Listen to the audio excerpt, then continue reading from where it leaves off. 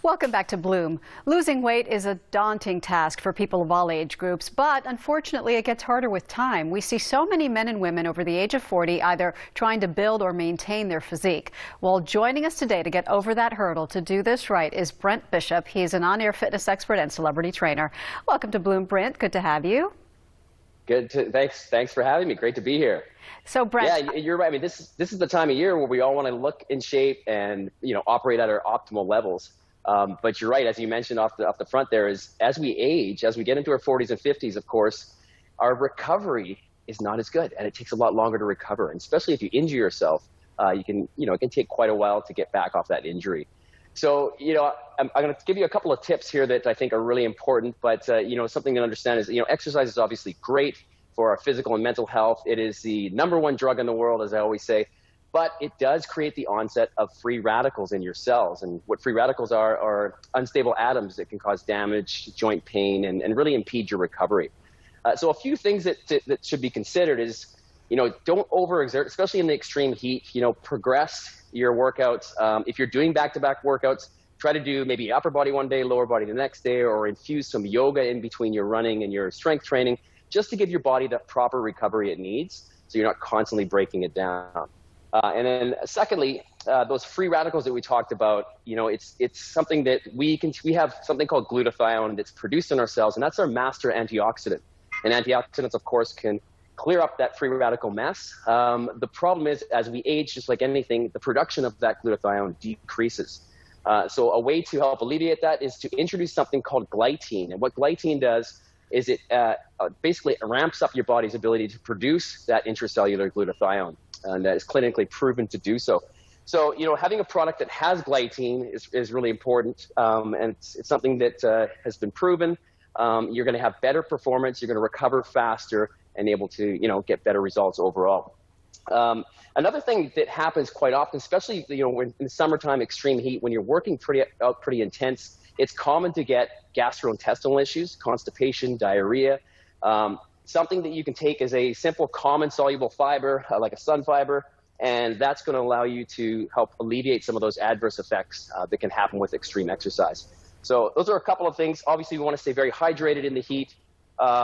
There's something called DOMS, delayed onset muscle soreness. It's different than actually being injured. So I find sometimes people will, if they've just started out a workout or they've changed it up or took some time off, they have all this discomfort, and they're thinking maybe they're injured. An injury is going to give you that immediate, acute, pain where you want to probably seek out a professional to address it, like pulling a muscle.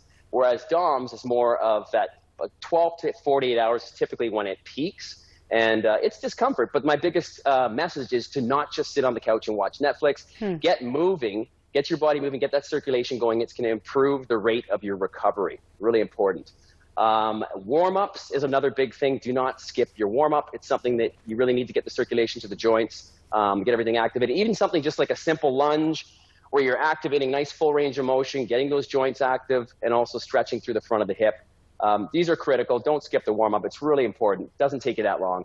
When it comes to How protein, long should you warm up? As people age, I find with my clients, they tend to not take in enough protein, or they're not getting as much as they used to. Make sure you get enough protein in. When we exercise, you're getting microscopic tears in your muscles. If you have proper rest and recovery practices and your nutrition's good, you're getting enough protein in, you're going to recover from that pretty quickly, and you're going to come back stronger. So take advantage of that window of opportunity, about 30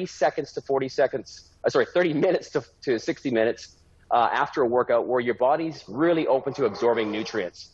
So take advantage of that window. Have a high-quality whey protein, or maybe a vegan protein if that's more what you take, and just make sure you get that in. And if you eat fish, go for some cold water fish like salmon, sardines, mackerel. These are great sources of protein, but not only that, they're rich in omega-3s. And omega-3s, of course, are great for bringing down inflammation and helping with your overall recovery.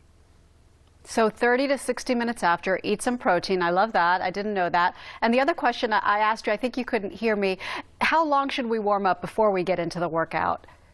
Oh, good point. So it really depends on what your workout is. If you're going to go into a strength training workout that's going to have some more dynamic lifts and things that are a little bit more intense on your joints, I would spend a good 10 minutes working on shoulder mobility, even just standard, scapular retraction exercises. Working all those posture muscles for everybody is really important because we're all sitting at computers too much. We need to work the back of the body and stretch the front of the body. But spend that time. It's worth it. All right, Brent Bishop, thank you very much for all that great information. And if you'd like more information from Brent, you can visit iambishop.com. We'll be right back with more Bloom right after this.